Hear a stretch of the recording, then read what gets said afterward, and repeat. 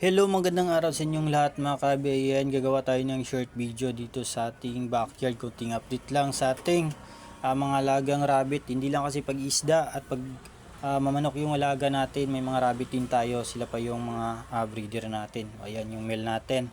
Saka ito naman yung female. So sobrang laki na nila mga kabi. Bali pangalawang anakan na nila to mga kabi. Buti lang maaga tayong nagising kanina, so di ko na malaya, naganak na pala to kagabi, kaya agad-agad ko tong nilagyan ng tree at saka nagka-cut na din tayo ng mga yung lumang papel.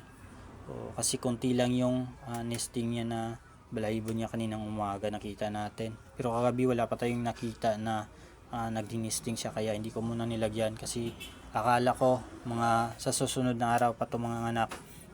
Ayan, bliss tayo kasi may apat naman na sanggol nila.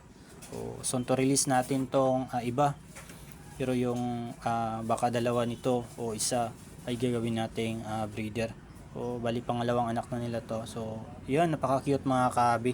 Sobrang lusog nila. Ang lalaki nila bali 2 days old pa lang to. Di tulad nung unang anak nila, medyo mapapayat yung iba. Kasi medyo marami-rami din sila. Ayan, sana magsusurvive to silang lahat. Ayan, napakabait niyan.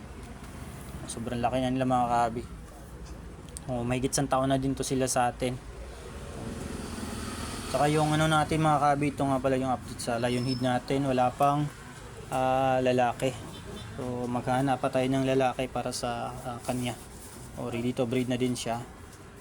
Ayan, hanggang dito na lang mga kabi. So ito lang muna yung update ko sa backyard natin tungkol sa ating rabbit. So sana maparami natin to. Maraming salamat sa panonood at pagsubaybay ng mga video ko mga kabi. Ayan, God bless all, at ingat kayo palagi.